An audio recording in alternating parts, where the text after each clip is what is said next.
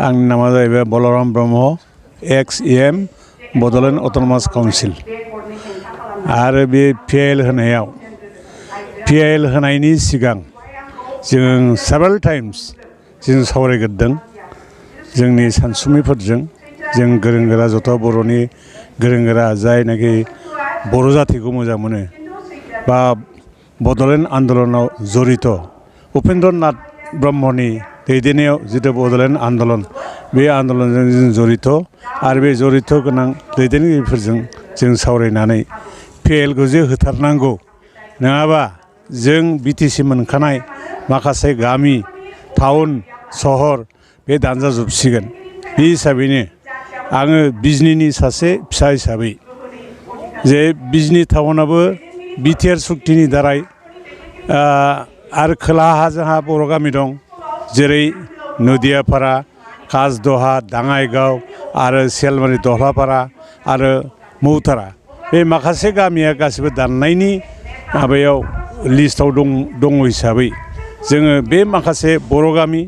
आरो बिजनी नोगोरखौ जों बोरै रैखा खालामनो हागौ बे हिसाबैनो आङो माने पिएल बे होनायाव हाइकर्ट केस होनायाव आङो माने गोसो खुसियैनो बा आं निजे गावनि मोन्दांथि लानानै बा एक्सपिरियेन्स लानानै आं बेयाव सहि होदों आरो बे सहि होनायाव आंखौ रावबो प्रेसार होआखै रावबो बुजायाखै रावबो नारसिनाखै आं उइलिंलि आं बुजिनानैनो बर' जाथिखौ आं मोजां मोनो हिसाबै बिजनी ओनसोलखौ आं मोजां मोनो हिसाबै बड'लेण्ड बिटिसिखौ आं मोजां मोनो हिसाबै आङो जाहाथे बिटिसि जों जि 6 सिड्युल भारत संबिजिरनि जि जों प्रदत्त बेखौ जों बोरै होबथानांगौ बोरै लाखिफिननो हानांगौ बेखौ साननानैनो आं बे पिएलआव सहि होदों थ' जेबो खहा जाया मानोना जिथु बिटिआर सुक्ति बे खुनु भारत संबिजिरनि गेजेराव जायाखै बरन्स जों मोनखानाय बिटिसि एकर्डजों जों मोनखानाय गामिखौसो दानख'नाय जागोन माखासे पावार फांसन जेरैनाखि जोङो बिटिसिआव जोङो 39टा जि साबजेक्ट मोन्दोंमोन बे साबजेक्टनि गेजेराव दिनै 16टा साबजेक्टआनो दिनै माने दाननानै आसाम गभर्नमेन्टआ लांफिनदों दा बेफोरखौ जों सैज' खालामनो हाया बे हिसाबैनो बे पिएलआव आं सहि होदों 39टा टटेल बिटिआर सुक्तिनि बे साबजेक्टनि गेजेराव दिनै 16टा साबजेक्टआनो दिनै माने दाननानै आसाम गभर्नमेन्टआ लांफिनदों दा बेफोरखौ जों सैज' खालामनो हाया बे हिसाबैनो बे पिएलआव आं सहि होदों जोङो बिटिआर सुक्ति टटेल बिटिआर सुक्तिनि बेरेखायै जोङो बे पिएलखौ होआखै आरो जों मिथिगौ जे बेयाव जिथु वार्ड दं बिटिआर सुक्तियाव जि वार्ड दं जे इनक्लुसन आरो माबा एक्सक्लुसन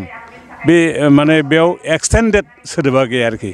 एक्सटेन्डेड सोदोब थाब्लासो हयथ' सनितपुर बा गहपुर बे माखासे गामि हाबनायनि लामायाव थागौमोन आरोखि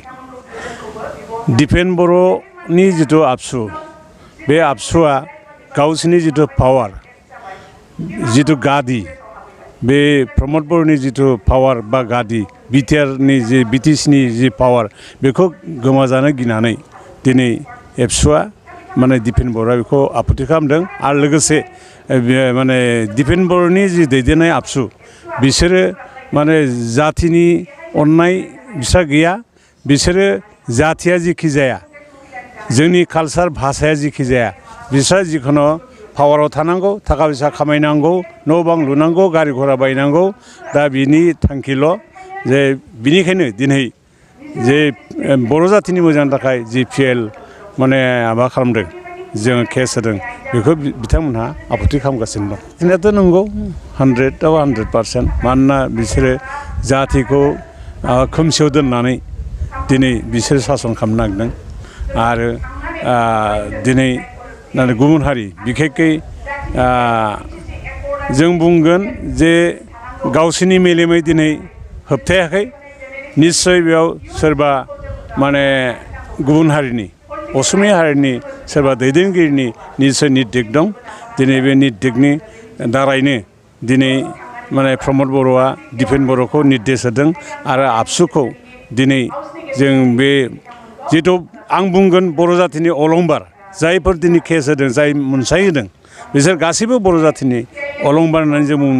बुंनो हायो मानो होनना बुङोबा नोंथांमोना मिथिगौ जिहेतु एक्स MP सानसुमा खंगुर बसुमतारी बिथाङा सानसे समनि एबसुनि दैदेनगिरिमोन आरो BEC आरो BTC माने एकर्ड खालामनायाव बिथांनि जथेस्थ' माने अरिहना दं अबदान दं मानोना बै समाव BTC सुक्ति जानाय समाव बिथाङा MP मोन आरोखि